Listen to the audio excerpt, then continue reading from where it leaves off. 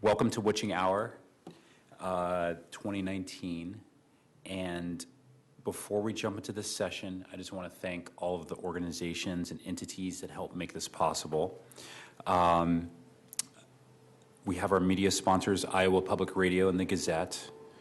We have support from Think Iowa City, the CVB, ACT, Adamantine Spine Moving, Artifacts, the Creative Matters Lecture Series, Feed Me Weird Things, Film Scene, Goodfellow Printing, Honeybee Hair Parlor, the Iowa City Downtown District, the Iowa City Public Library, Martin Construction, Merge and ICAD, Midwest Ticks, Phoebe Martin, the Realtor, and Kim Schillig, the Realtor, for an arrangement of choices of housing options. Reunion Brewery, Revival, Scope Productions, the College of Engineering, Public Policy, the UI Library and the Main Library, the Iowa Women's Archive, and the Velvet Coat, and West Music. So thank you to all those entities that support this operation in so many ways. I'm going to introduce Beatrice in a couple ways. I'm going to give you the official introduction, then I'll give you a more personal introduction.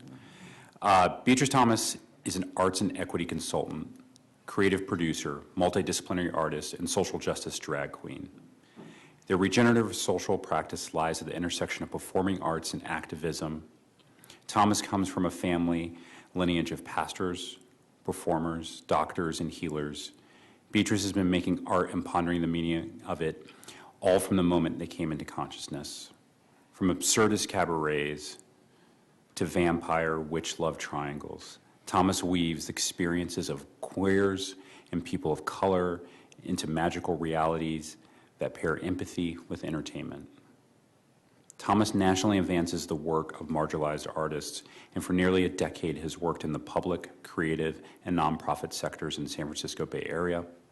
More recently, Thomas has dedicated their career to building community and providing professional development for individual artists and arts administrators, and has held senior positions at the San Francisco Arts Commission, Fool's Fury Theater, and Safe House Arts.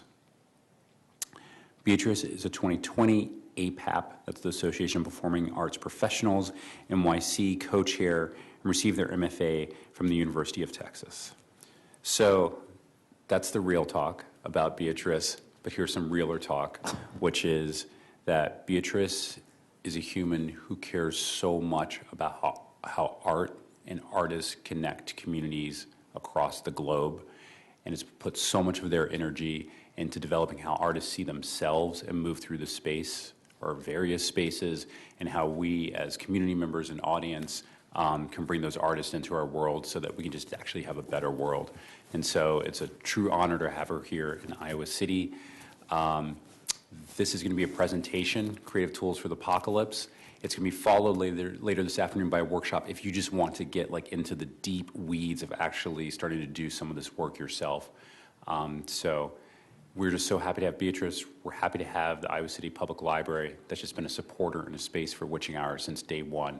So let's do this. Let's get the day started.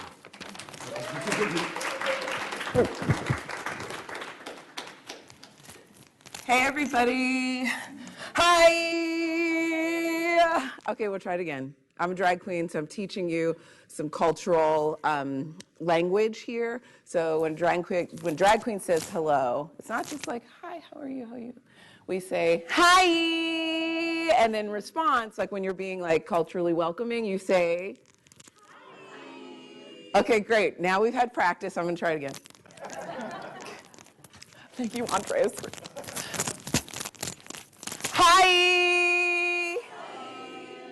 Thank you. So creating welcome is just that easy, right? Like finding something that you understand about someone and that tells them they're welcome, and then feeding that back to them. So we have these things in our brain called neuroreflectors, and that helps us sort of read people and then give them back sort of what they're giving so that it can create a sense of welcome and belonging, because actually community is hardwired into our DNA. That is not the talk, but that is one of the talks that's important to me. But today, I'm here to talk to you about creative tools for the apocalypse, artist preparedness for the purge, zombies, or worst case scenario, an idiocracy. Has anyone seen the movie Idiocracy?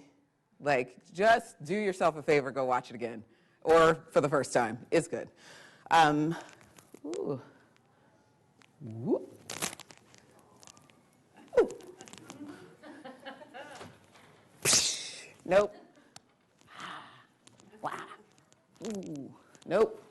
Just for now. Okay, got it. And I'll fix this. There we go, no problem. Okay, hi. So, part of my practice in trying to create welcome in whatever space that I'm in is, one, to let you know that my name is Beatrice Thomas and I use she, they pronouns, and you are welcome to use what is comfortable for you. But if you want to try and use they, it always makes me feel very held that people are really seeing me and trying, making an effort. So I invite you to that, but also be comfortable. The second thing that is really important for me to do is to invite everyone to have an understanding about, the land that we are on and its history. And so the only way to really do that, because so much of history is, well, different people have different opinions, they write things, but we can, in our hearts, just know that prior to us, there were people here, indigenous to this land. So I really want to bring into my practice an awareness. And I'm a little bit of a hippie. So I do this thing where I touch the earth and I raise my hand up to the sky. And this isn't a practice that a Native person gave me. It's my own, to say that I understand that there are indigenous people here before me. The Dakota Sioux on the land, the Missouri, the Iowa, and the Alini, and the Oto. And I do that because for me it's just really important as like a corporeal body to connect to the thing that is holding us, both the air and the sky. It's not, don't talk to a Native person about that, because it's not that. It's just how I connect myself to that narrative to try and bring a sense of welcome and visibility.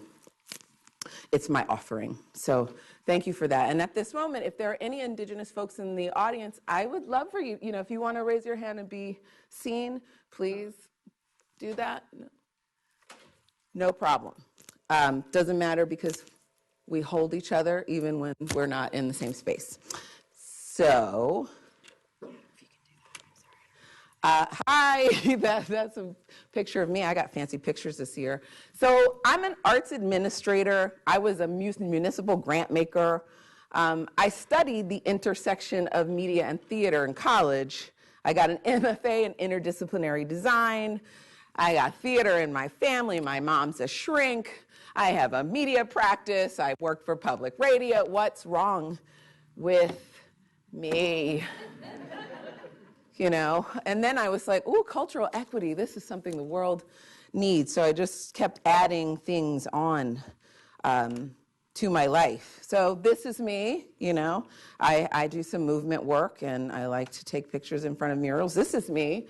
I like to go around the country and work with queer and trans artists and present them at national conferences so that we can just increase the level of visibility on our national stages, because national stages are for everyone. And this is me. And I'm just going to give this a little just here. Well,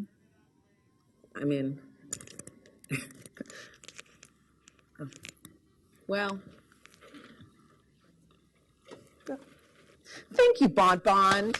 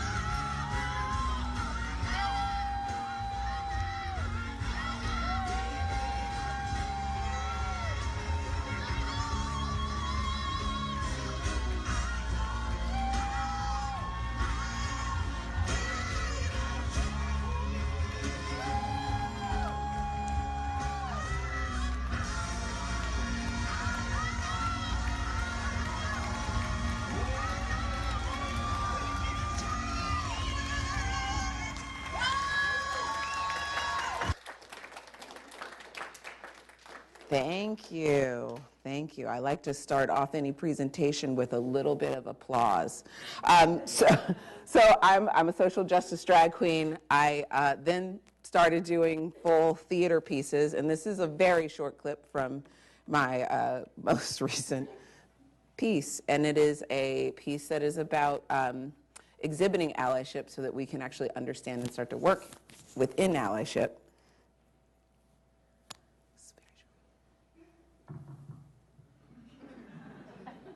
Mary McLeod Bethune was an educator, a stateswoman, a philanthropist, and a humanitarian. All right, White, come through. Hey!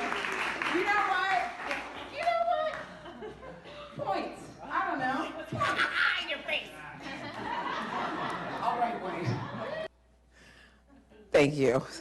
Okay. So that's me. I also read stories to children in libraries, which is, to this day, the only time I have been hate speeched with children. They were yelling at the children. I mean, and me. All of us, really. I'm also a sculptor. I mean, do you see how complicated this is, y'all? This is like, I do public art, I'm directing theater, and I'm like, what do I do? And then I heard this title, social practice. It's an art medium that basically involves everything. So I was like, this sounds like a great thing to explore. I mean, I was like, what is that? That sounds right. Okay. But how do I turn my full-time job into my passion and my creative practice? I was working at the San Francisco Arts Commission, and my model was have the full-time job and then funnel money into all of my creative practices. This did not work because I wanted to be closer to the change. So how could I translate my creative practice into paid work? So art became making, dance and theater became artistic collaborations, drag became performance, advice, which I gave a lot of, became consulting. I had this vision from school, which was infiltration and subversion. And I was going to get into these municipal jobs, and then I was going to make change happen. Anybody working in bureaucracy? Anybody an administrator in the room? Administrators? Okay, right? So some hard realities had to be dealt with, which is bureaucracies are slow AF. They take too long. And so as an artist administrator, I had been investing about, 10, 15 plus, we won't talk about it, years in this kind of slow change. And then I woke up to, I think I got scared. I was 38, y'all. Let's just be real. 38 hit, and I was like, this can't be it. Like, you know, and you're like, what's the next 10, 20 years? Like, I know everyone says I'm young. I'm only 44 now. I'm young. Thank you. Except that when you start calculating the time that you have left, that means the time that you have the ability to make impact. Like, and that is what it was. It wasn't just, I'm getting old. It was like the time that I can make mad impact is getting slimmer and slimmer. And I am doing really meaningful work, administrating this grant process and answering questions. But it wasn't, that was not feeding me. It was feeding me, but it was feeding my practice. But I just needed to be more directly connected to direct connect to impact. And then 2016 happened. Gun, gun, gun. I like to refer to 2016 as like the event. And during the event, like, I realized that I had no shelter. I had no institutional protection, which I had in my quest to infiltrate and subvert. I'd also created a very comfortable life for myself as a municipal arts administrator, which of the arts jobs, you know, everyone complains in the arts, but of the arts jobs, they pay the best. You know, like I was comfortable. And part of that comfort is what gave me the righteous indignation to leave it. So I could go out into the world and make it on my own as an arts administrator, as a social practice artist, as an activist, as a consultant, all siphoning off of this amazing arts career, thriving in San Fran. Then 2016 happened, and it was like, what's going to happen? Arts funding started to dry up like immediately in San Francisco. Stuff changed immediately in San Francisco. And so my righteous indignation just turned into terror. Like, what have I done? And I'm like, should I go back to school? I should go get a PhD. That's what I should do. That's shelter. It's an institution. I'll hide in a university. And like, how's that working out for y'all? Yeah, it still looks pretty good. I'm not going to lie. I mean, I was like, should I go to Google? Like, what should I do? I need shelter. But what I really needed is something, I needed to have a come to terms, come to Jesus is the expression, but I needed to come back to myself. And how do we do that, you know? How do you come back to yourself when you're seeing like your ecosystem kind of crumble around you, what you knew was correct and what you had been banking on, you know? The thing that it was discouraging, it was a discouraging time, but the thing that was the most disconcerting was to see my friends and community, how devastated they were. And I'm in San Francisco, everyone says it's super diverse, but it's a very white place. I have a lot of white friends. It's not a big deal. I dealt with their trauma around 2016, and it was like deep depression and a complete confusion of like, what are we gonna do? Now I was like, well, I'm Black in America, so we'll handle it. Like we'll work it out, it's fine. But I really felt, what I saw was like a devastation and a not knowing what to do. Where do we go from here? Because it's gonna work out just kind of was like, it might not, y'all, it might not. So I'm like, how am I gonna like hold this? And it's the first time that I started to really think about the apocalypse, right? Day one after the event, everyone was just like hoping that the phone would change or that, you know, something would change. Everyone's gonna wake up and it would change and change and change. And that's when I realized that like we were actually like in the apocalypse and we are the zombie invasion we have been afraid of, right? We are completely desensitized to each other, to the world, and we are sensitized into what can I have right now? Like what kind of immediate gratification can I, and I'm a junkie on the phone. This is the phone, I put the phone up there. I'm a junkie on this phone, but part of, first step is recognizing that you have a problem, right? That's what they say. I have a problem, we all have a problem, and it's not just our phones, it's the immediacy of a culture that actually can't sustain on immediacy. That it's a culture we can only sustain on investment. That's it, investment in each other, investment in our communities, investment in our kids, investment in our minds. So where do you go with this? I'm suddenly realizing we are in the apocalypse. It's happening, right? Where do I go to the media? You know, like I do audio reporting. Should I do a podcast on it? How do I let people know that we are in the apocalypse? You know, without sounding crazy. I'm a little bit of a doomsday prepper, I admit it. But, you know, I want to save people. So what I've done is I'm going to start in this room, right here. I'm going to work to offer you some tools. And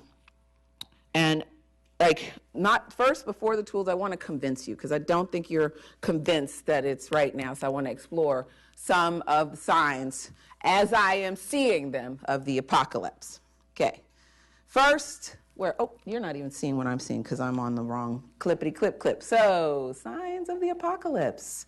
These are the things I was like, I got to put together a dossier for these folks in Iowa so that, you know, they can get on board with me and we can, you know, start this thing right. Nation against nation, just, you know, let's get clear. First off, Marvel versus DC. All right? First sign of the apocalypse. If you're in the comic books, you know what I'm talking about. But then I did a little bit more Google research, minutes more, and I came up with, I was like, oh, nation versus nation. our native nations against our American nation. Okay, interesting. And then we have, other types of nations versus nations. Y'all remember the Oregon standoff? This is funny because it's a similar situation in terms of a conflict, but I couldn't find any images of like people holding guns and shields. All I could find was microphones and reporters and cameras, which I just thought that was interesting. It's something that happened in my many minutes of research.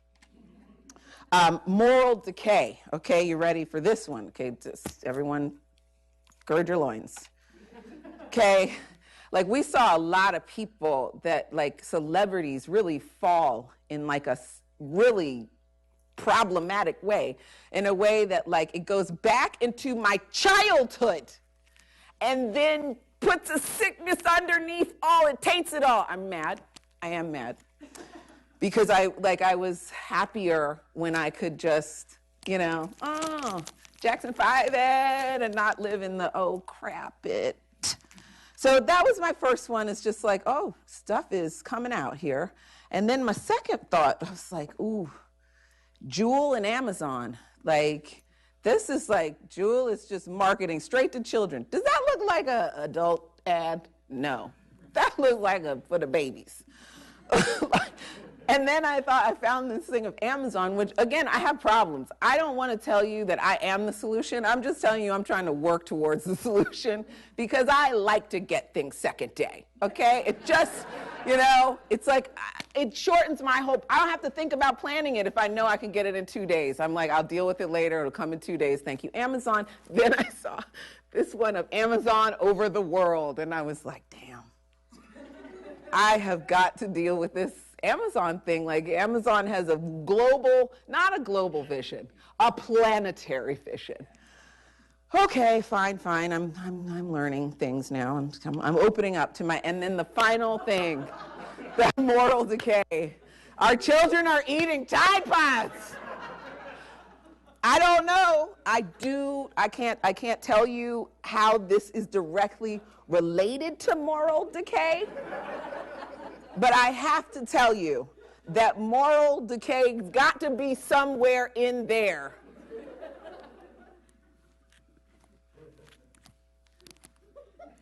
It's not even marked as food, y'all. I don't know, but that's the number one sign heading to the apocalypse. Not number one. There's some other ones. Let's look at come on. Oh yeah, natural disasters in many places, AKA climate change. Well, I'm sure you probably don't believe me because, different things, but I am starting to believe, and it's okay. It's okay if you're sort of like, I don't know, it's always been pretty awful. This was my life 2 weeks ago. Like, I live in the Bay Area. Oh, I should mention that. Thank you for offering me shelter from the fires. Appreciate it. Andre, good looking out. Art will save. Art saves lives, people. But yeah, this is, so like in terms of the apocalypse, like, it's not getting easier to move away from this theory that I have. It's actually getting harder. Our power was out for 2 days. And what really worried me is not that the power went out. What really worried me was that I sat on my phone all morning knowing the power was out until my power on my phone was all the way run down. What's wrong with me? Okay, not a problem. Okay. So climate change, okay? And then the signs are in the stars, okay? Martha and Snoop, what's going on there? This is a sign. This is a sign of the apocalypse. Like, and then 2016, we lost so many influential luminaries and celebrities, and I kind of feel like they were like, dear world, we out. Good luck, but we gonna peace out right now. So I'm pretty sure I've convinced you. Oh, false prophets. Aquaman, we were promised a good movie, and no, it didn't happen. And Jason Momoa, slamming hot, but I'm not sure on the acting piece. Just gonna so beware of false prophets. So what now? So now, time to rebuild. And I'm gonna blaze.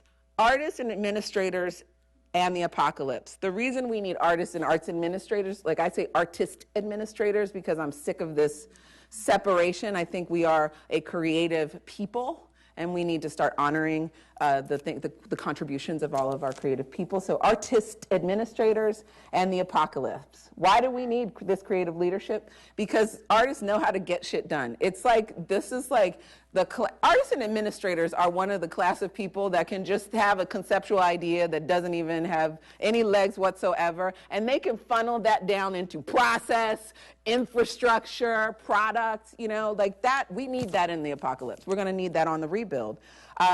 Artists and arts administrators are trained to work calmly in extreme chaos. It's true, right? I mean, I don't know if you've ever been in the middle of an arts emergency, but it is real. And like the administrators are calm. They're like, yes, that is unfortunately me. I'm going to go and consult my list. Okay. Artists are culture bearers and tradition bearers. And so these are the folks who are going to help us determine what we need to take and what we need to leave behind.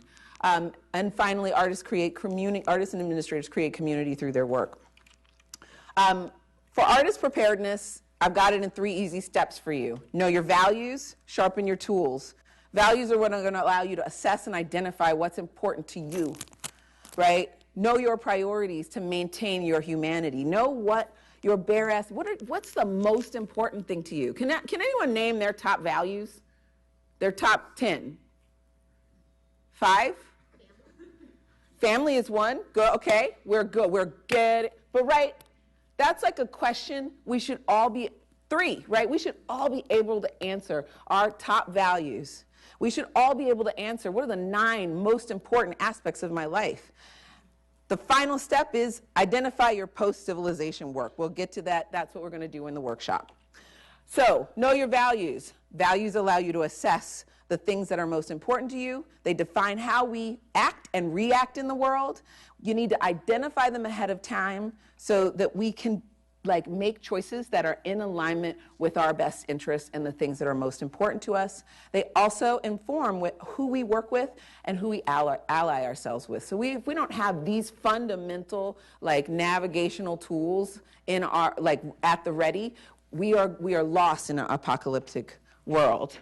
So we already did that. Core values, these are at the heart of what an artist stands for in the world, and they are best tools for decision making in the apocalypse. These are your highest priorities, your deepest held beliefs, and your fundamental driving forces. It's how you know what is right and wrong in the world. It's your deal breakers. It's what gravitates you towards someone or repels you from someone. These are things we need to have at the ready to help us make better decisions. These are my top values. I won't bore you with them, but you can come to the workshop. Know your priorities. Who and what are the most important aspects of your life?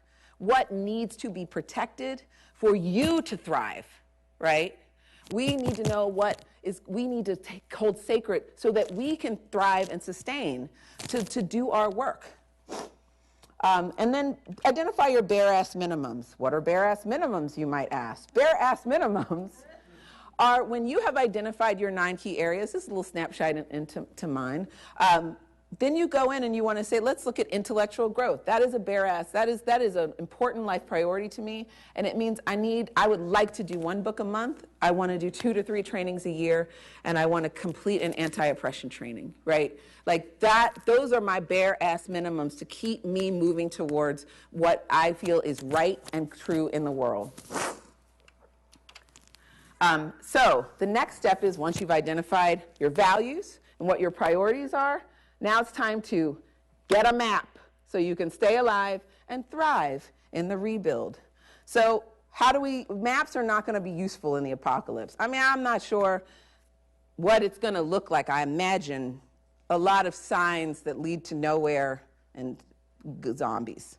So in this context, you're going to need to be able to gauge people. So you need an internal map, not an external map, like going to the farm where the zombie breakout was and now the pigs are zombies is not that map is not helping you.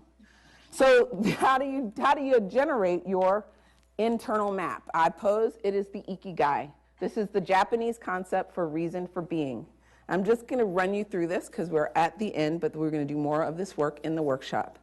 But what I'm positing is that we need these three things in order to help us make really good decisions around what we're doing. So you need to know what you love, what you're good at, and what you can get paid for, and what the world needs. If you can identify your list in all of these areas, you start to see that what you love and what you're good at is where your passion areas are. What you love and what the world needs, that is where your mission lies, right? What you're good at and what you can get paid for, this is your profession. This is how your work moves in the world. And then what you can get paid for and what the world needs, this is your vocation. This is your calling. It's what you have to offer that is easy and accessible to be paid for, and that can contribute to lifting the world. I will just do this passionate one so you can understand the process. What did I love?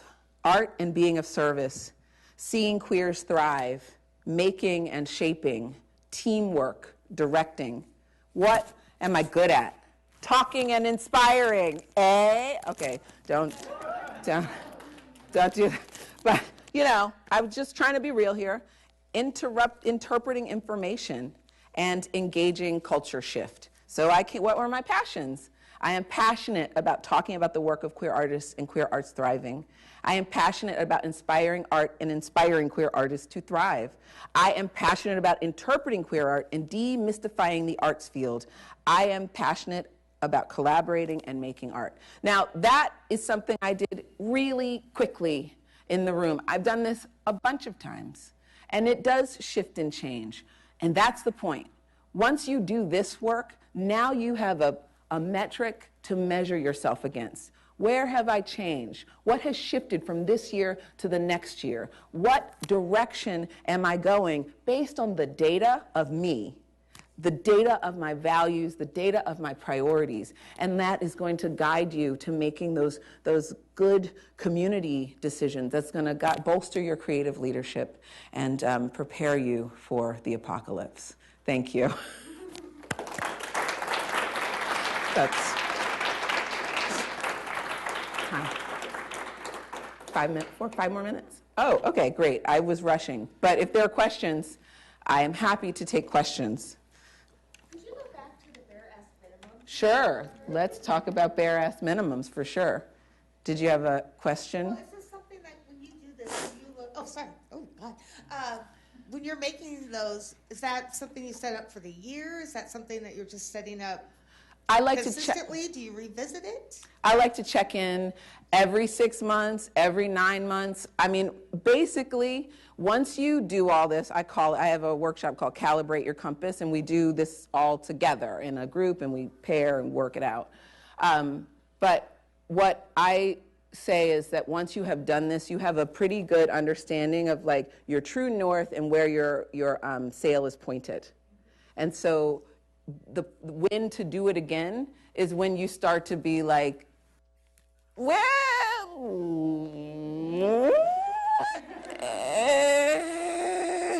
and then you go back, right? And you start to look and you're like, what has changed?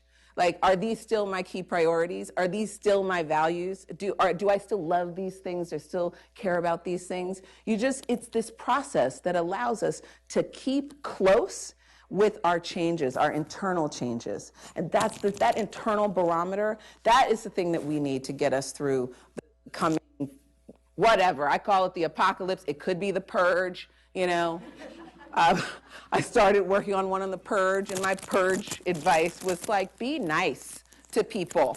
Because in the purge, the people who you are nice to will not kill you. Right? So just some, real just basic stuff, Any other questions about the bare-ass minimums? Please. Do you mind commenting more on anti-oppression training and dismantling systems of oppression? Talk about those? So just quickly to Yeah. recap the question, please. Talking about dismantling oppression, is that right? Yeah. Why don't And also what anti-oppression training? if you Sure. don't mind. Thank you. Absolutely. So service is really important to me, and I acknowledge that I have a significant amount of privilege. I think I could talk about the privileges I don't have, but I prefer to live in my privileges often because it helps me keep moving. I get to go all around the country. And I get to do art, and I get to support organizations, and I also live in San Francisco, and I am really deep into the trans equity movement, and I realize that if my service that is important for me is to be dismantling systems of oppression for people who have less privileges than I do. That's a bare-ass minimum. That must be a part of my DNA, whether it's here and talking to you about it, or whether it's volunteering somewhere or having a training. These two, I could move them around. This one, complete an anti-oppression training. This is old. I have completed several since then, but that was just like my intellectual growth I was committed to based on my commitments to dismantling oppression and equity. In my values, there's equity.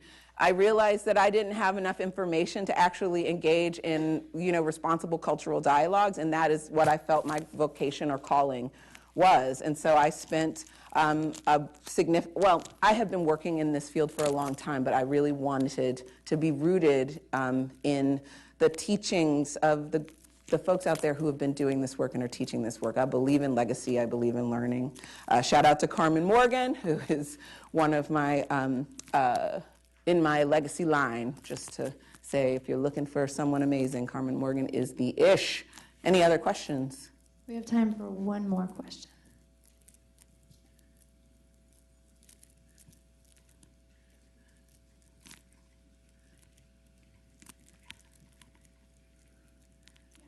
So one of the points that you made was that artists are going to help us rebuild after the apocalypse. Mm-hmm.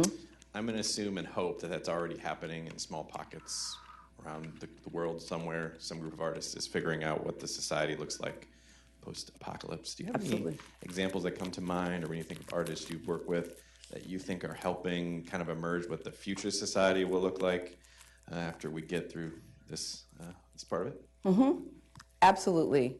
I feel like what we're seeing, and as someone who's working at a local arts level in San Francisco and a national arts level, and just really seeing the discrepancies there, what I think is changing and is coming is more participatory based arts, where artists are engaging in communities, and that kind of engagement is showing up in the work that is happening on our stages. So I think that citizen artists are on the rise. I think projects that bring artists into leadership in terms of guiding the direction of things or facilitating community connections I believe that's the next case. I mean, the thing about it is, when I think about the WPA and like that time period, I think there's more, it's reminiscent of that, but we are heading towards, artists are realizing that it's community, that we have to be coming together. We have to come together across the country, we have to come together virtually, but we need to have all of these different groups coming together around just the common theme of rebuilding and community. And I do see that happening in local levels, absolutely. Nationally, we have a problem. Nationally, we haven't been able to bridge the academy says quality, but who defines what quality is? Is it quality because, it's so attractive to look at, and that person trained for a very long time and is a part of this lineage from bop, bop, bop, bop, bop? Or is it, wow, this work showed students that all bodies were welcome, and it's inspired a gazillion students, and much of the community feels more welcome and engaged in the arts industry and dialogue. We have to start to understand these values. It's not either or, but we haven't even made a good metric for the work that is holding people actively on the ground. Right, so there is a coming reckoning, And we are seeing it with artists like Sean Dorsey, transgender choreography, Sean Dorsey dance, just received Isadora Duncan Award and Dance USA something. Anyway, a lot of awards. So I think that we are seeing these things happen, but it requires all of us to take a message of equity and belonging into the spaces where we have any influence. It's nobody's contribution is to be sniffed at, right? What the job is to find out what you have to give in abundance easily. Start there, right? Start there. We don't have to be hurting ourselves. We just have to be looking into ourselves to figure out what we can do, what we can authentically provide to bring us in, to stand next to each other. We don't have to be all up on each other. We just have to stand shoulder to shoulder and have a value of like, I'm gonna take care of you, I'm gonna take care of you, take care of you, and you. The 4 people to your left, right, front, and back. And if we're all doing that, everybody has got their backs and sides held. So. Yeah. Come to my workshop.